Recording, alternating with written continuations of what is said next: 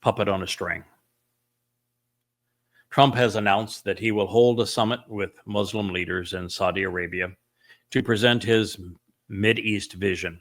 Administration officials said that the summit will give Trump a stage to outline his regional strategy and define the contours of U.S. engagement in the Middle East when hosted by MBS, the Crown Prince of Saudi Arabia. That is all untrue. Every bit of what Trump will be promoting has been at the behest of MBS of Saudi Arabia. It's not Trump's outline. It's MBS's. MBS's, however, is playing Trump and therefore allowing Trump to take credit for everything MBS has demanded. In the visit, which will be Trump's first official foreign trip since taking office in January, it signals the administration's growing focus on the economic ties with Islamic nations.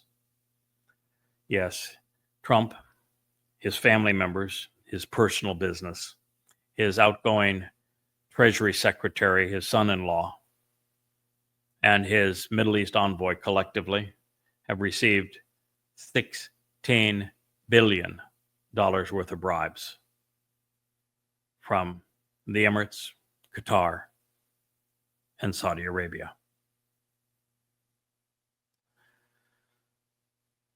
Saudi Crown Prince Mohammed bin Salman is preparing to invite leaders from all 6 member states of the Gulf Cooperation Council, the United Arab Emirates, Bahrain, Kuwait, Oman, Qatar, and of course Saudi Arabia. Trump is scheduled to arrive in Saudi Arabia on May 13 for bilateral meetings, with the summit set for the morning of May 14th. At this stage, no other Arab leaders are expected to attend, but that subsequently changed. After the summit, Trump, of course, is going to Doha for a minute meeting with Qatari leader, the one that just supplied the $400 million gift of the airplane to Donald. His name is Emir Sheikh Tamim bin Hamad Al Thani, and then proceed to Abu Dhabi on May 15th to meet with United Arab Emirates President Mohammed bin Zayed. The White House said that the full details of the itinerary will be released soon, but declined to comment further.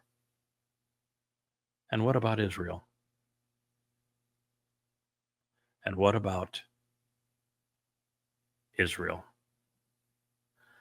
The U.S. officials said that the trip will focus on these bilateral issues and will emphasize arms deals, weaponizing Muslim countries, so that when they continue to be enraged by the Quran and Allah and Muhammad, following Muhammad's terrorist example, rather than using swords and rocks, they will have fancy American weapons. Much easier to kill Jews that way. And of course, Trump is also providing nuclear capability for Saudi Arabia, as well as artificial intelligence for Saudi Arabia. On Friday, the U.S. State Department announced approval of a $3.5 billion sale of medium-range air-to-air missiles, so that, of course, Israel can't defend itself.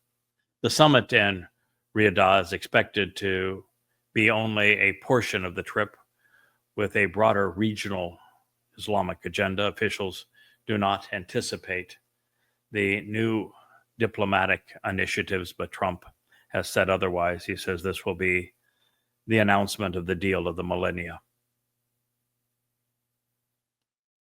Trump, of course, is not expected and has defiantly said he's not visiting Israel. He's not even talking to Netanyahu. The visit comes as Washington continues efforts to revive negotiations on a potential nuclear agreement with Iran, which has zero chance of success. I will share why that is so. The United States does not expect to negotiate anything with Iran. It's simply a delay tactic, and it's being requested by Saudi Arabia to get this deal done before anything proceeds with Iran. This will be Trump's second high-profile visit, of course, to Saudi Arabia. The last time he danced with the Saudis, played sword games with them, and had a giant parade heralded to him. This time, it's one tower, Trump Tower after another. The one on the coast nearest Israel is going to be clad in glittering gold. There'll be another tower in the capital of Riyadh. They know how to get Trump's attention, put his name on tall towers. Now, I realize that I was the first, and many, mainly still be the only, staunchly pro-Israel voice, warning Jews that Trump is going to be their Neville Chamberlain. He has already decided to trade the heart of Israel under the pretense of a two-state solution for the petrodollar deal with Saudi Arabia that has become essential to America's economic survival. I've also stated and can confirm that Trump opposed Israel's desire to safeguard its very existence by destroying Iran's nuclear facilities, because he was ordered to do so as a contingency of the Saudi continuing petrodollar support. The reason for the petrodollar support is because Donald Trump has destroyed America's credibility in international trade with all of the shenanigans of his first 100 days, and then again with his absurd tariffs. And reserve currency status means that you have to be the most reliable partner in international trade with all major trading partners. And Trump has gone to economic war with the manufacturing engine of the world, China. And he's gone to war economically with sanctions against the world's second most powerful nation, Russia. And as a result of these things, there's no confidence in the dollar. And with no confidence in the dollar, it can't be used as a international reserve currency. But if it's not used as an international reserve currency, there's no funding the U.S. deficit, because it requires quantitative easing and the illusion of money that is only possible for the nation that has reserve currency status. So with that being eroded, the only hope of prolonging the illusion of solvency for the $40 trillion U.S. debt is for the United States to lock in the petrodollar status with Saudi Arabia. And for that to happen, MBS has Donald Trump on a string.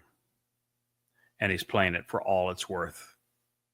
And then having all manner of bribes paid by Qatar, that is Israel's actual most deadly foe, far worse than Iran. Now, I do not make these claims because I'm opposed to Trump and that I saw him as vastly superior to the progressive libertard cackles. However, I know what the prophets foretold, and they made it clear that it would be the United States that would do this to Israel, thinning Israel at the waist by the Shabuah harvest on May 22nd, 2026. And everything Trump has said and done over the past 100 days serves as proof that I was right. Trump is giving lip service to Israel and letting out the leash relative to Gaza and weapons, all to earn the trust he will betray. Netanyahu already knows this to be true, but knows that he will make it worse by speaking out against Trump.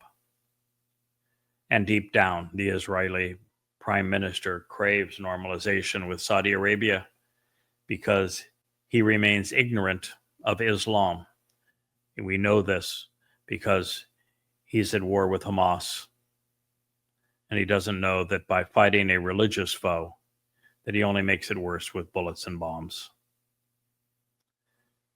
Ignorant of Islam, this is the consequence that Israel is facing. Therefore, it is MBS that holds Donald Trump's strings.